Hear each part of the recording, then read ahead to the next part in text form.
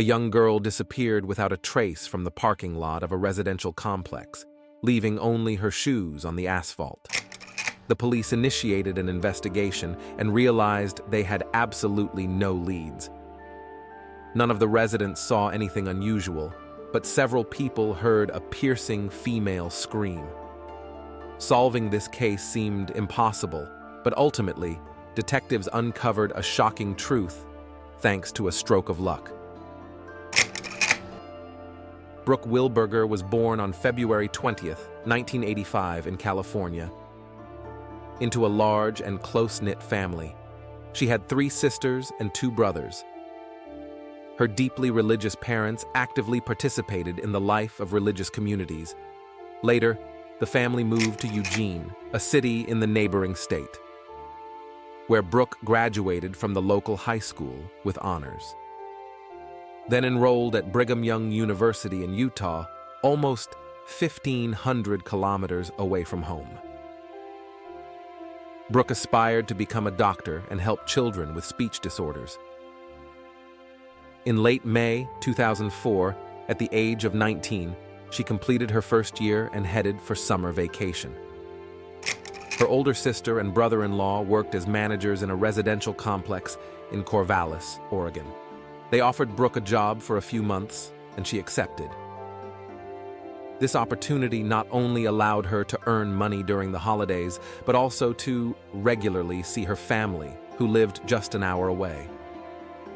Her tasks included various chores like cleaning, laundry, shopping, and other duties that Brooke could easily handle. The complex was quite small and located in a good area near Oregon State University. On the morning of May 24th, Brooke went to the complex parking lot to clean small street lamps placed around the perimeter. Her older sister said she would drop off her child at school and return in about an hour to do other tasks together. However, by the time she returned, Brooke was nowhere to be found. Her sister thought she might still be cleaning the lamps, so she first walked along the parking lot. There, she made a strange discovery. Brooke's flip-flops lay on the ground, the ones she was wearing that day. Next to them was a bucket of water and rags that Brooke used for work.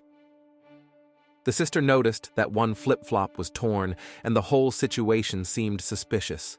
She searched the entire complex, but Brooke was nowhere to be found, and all her belongings, including her purse, wallet, keys, and even clothes, were in place. Her car was parked in the lot. The sister suspected that something bad might have happened to her, so she decided to contact the police.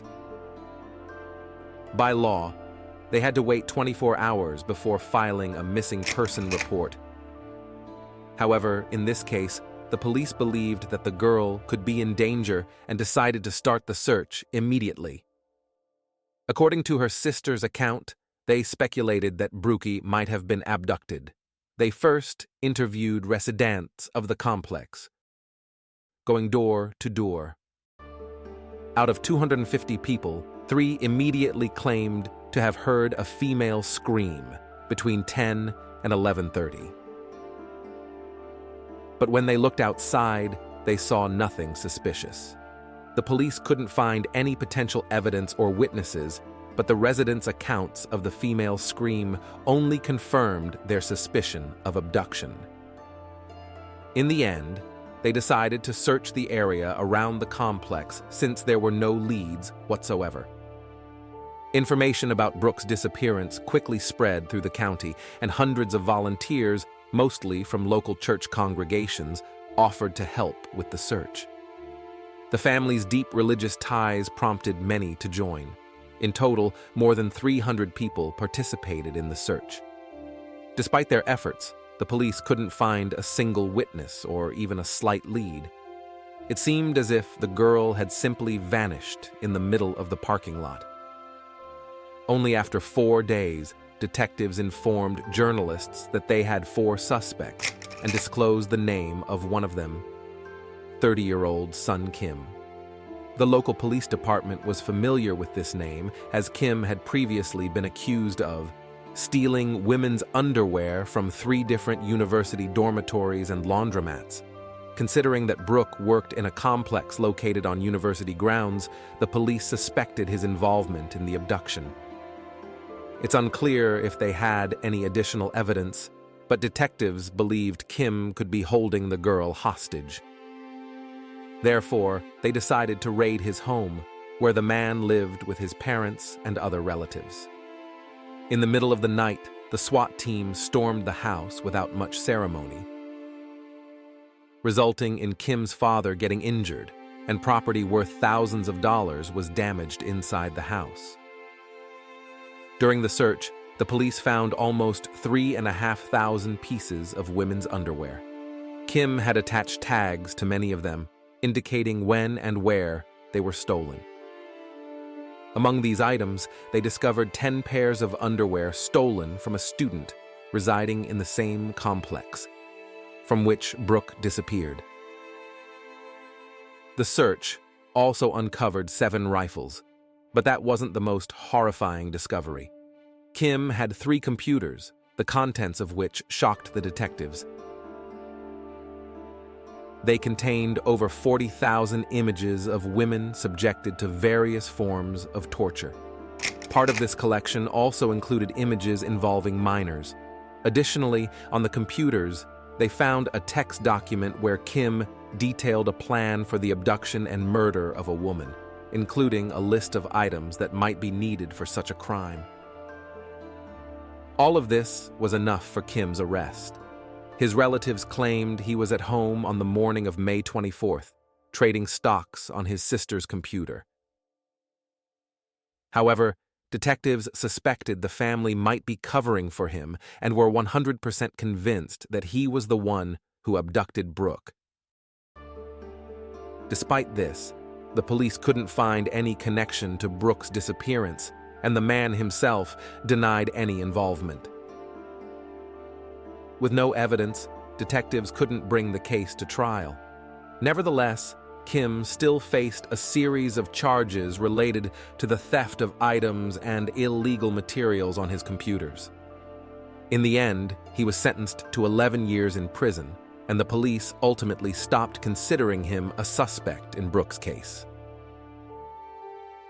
Subsequently, Kim's family sued the police department, resulting in a settlement of several $100,000 in compensation. Unfortunately, in the following months, detectives made no progress in solving Brooke's case. Her disappearance was repeatedly covered on national channels. People provided various leads to the police, but all of them led to dead ends. In the early fall, detectives received their first significant lead. A woman reported walking through the university grounds on the day Brooke disappeared, about a kilometer from her complex.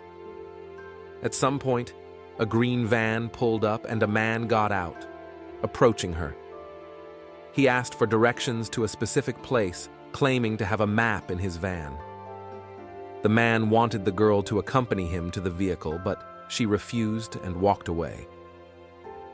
Shortly afterward, a similar call came to the police. Another woman was walking along a parking lot a few hundred meters from where Brooke disappeared. A man in a green van approached her, asking for directions to a place. However, the girl didn't approach closely and walked away. This happened the same morning Brooke went missing. Unfortunately, the police couldn't find the owner of this van, as both girls didn't remember the license plate or model. 6 months after Brooke's disappearance, detectives received a new lead, and this time, it was more substantial. In Albuquerque, over 2,000 kilometers from Corvallis, a 20-year-old student was walking home. As she passed by a parking lot, a man got out of the car behind her and attacked her. Threatening the girl with a weapon, he forced her into the car and drove to a remote area. There, he subjected her to violence, after which he tied her up and left her in the car, while he went somewhere else. The victim didn't wait for his return and attempted to free herself from the restraints. When she finally succeeded, she grabbed her jacket and ran out onto the street. She had no other clothing on. After running for some distance, She reached a road with plenty of cars. The girl tried to ask for help, but not a single driver stopped. A bit further, she noticed a cafe and rushed in to ask the staff to call the police. However, they simply kicked her out onto the street. Fortunately, a passing woman noticed her and agreed to help. The victim got into her car and they called the police, waiting for them in the cafe parking lot. After a few minutes, the girl noticed that her abductor's car was on the other side of the road, and he was observing her. The victim provided detailed descriptions of the abductor and his car, enabling detectives to find him within 2 hours. The perpetrator turned out to be 39-year-old Joel Patrick Courtney, who already had an extensive criminal history. Since his teenage years, he had consistently run-ins with the police for various serious offenses, ranging from illegal substances to attempts to harm different girls, including his own sister. At 19, he first went to prison after attempting violence against his girlfriend, causing injuries. Upon release, he traveled to various states before getting married. They had 3 children, but the family couldn't be called happy. His wife repeatedly complained about Patrick constantly abusing her and the children. In 2004, the family moved to Portland, Oregon. A relative helped him get a job at a construction firm where Patrick had access to a work green van. Upon closer examination, detectives found that the man was in Corvallis on the very day Brooke was abducted. A month later, he moved to Albuquerque, where he attacked a student and got caught by the police. When detectives in New Mexico shared the data with their Oregon colleagues, investigators in Brooke's case immediately suspected Patrick. The style of his previous crimes matched the circumstances of the girl's disappearance, and he drove a green van on the day she was kidnapped. Soon, detectives learned another interesting fact. On the day Brooke disappeared, Patrick was supposed to appear in court on charges of drunk driving. However, he never showed up, leaving voice messages on the court's answering machine. He claimed he was driving to Corvallis and was on his way to court. 2 days after Brooke's disappearance, Patrick sought emergency medical help, complaining of chest pain and high blood pressure. According to the detective, such symptoms often appear in individuals who have recently committed a serious crime due to nervous stress.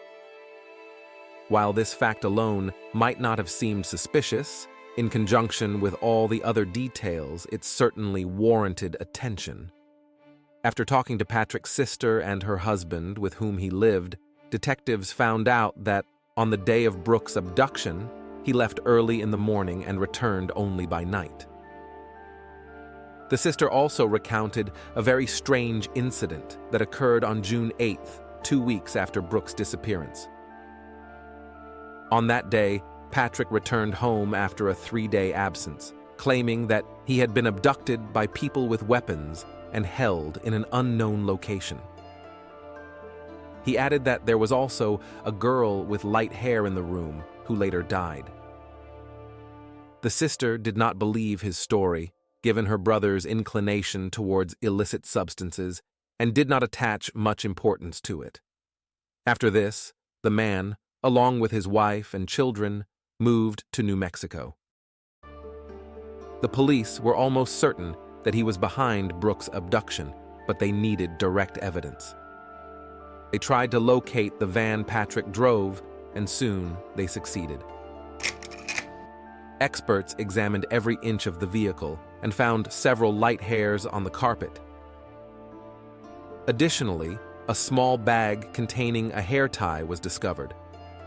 On the van's floor, they also found small traces of blood and semen, which were sent to the laboratory. DNA analysis revealed that the found hair and blood particles belonged to Brooke, and the semen traces matched Patrick's DNA. This was enough to bring the case to court, but there was a slight complication. First, the man had to be tried in New Mexico for the assault on the student. And only after that could Oregon police request his extradition. The trial began in the summer of 2005, and eventually Patrick confessed to kidnapping the student. He was sentenced to 18 years in prison, and in 2008, he was extradited to Oregon for a new trial. Considering the substantial evidence, the prosecution had no doubts about securing the death penalty. However, the trial could drag on for years, and Brooke's family wanted to know where her body was for proper burial. Therefore, they proposed a deal. The prosecution had to drop the death penalty if Patrick disclosed Brooke's burial location and fully confessed to her murder, receiving a life sentence in return. Initially, Patrick denied his guilt and wanted to defend himself in court. However, over time, he changed his position. Eventually, he admitted to kidnapping and killing, revealing Brooke's burial place. According to his account, that morning he came to Corvallis with the sole purpose of kidnapping a girl. He specifically took the van for this purpose and drove around the university, looking for a suitable victim. Noticing Brooke, he initially drove past, but soon returned. Approaching her in the van, posing as a courier with a package in hand, he attacked her and threw her into the cargo area. After that, he took her to a forest outside the city, where he subjected her to violence. After some time, he went to town to buy food, leaving Brooke in his van overnight, and killed her in the morning. Patrick also confessed that he intended to kidnap 2 other women who reported a strange man in a van. For this, he received an additional charge. After the confession, Brooke's mother addressed the reporters, thanking the detectives for solving the case. She also thanked the perpetrator for revealing her daughter's burial site 5 years after the murder. Finally, Patrick added one condition to the deal. He asked to serve his sentence in a New Mexico prison to be able to see his wife and children more frequently. Brooke's mother had to personally call the governor's office and persuade them to accept the murderer for life imprisonment. As for Kim, who was the initial suspect in this case, he served 7 years out of the prescribed 11, being released on parole for good behavior. Share your thoughts on this story in the comments, and don't forget to like this video if you enjoyed it. Thanks for watching.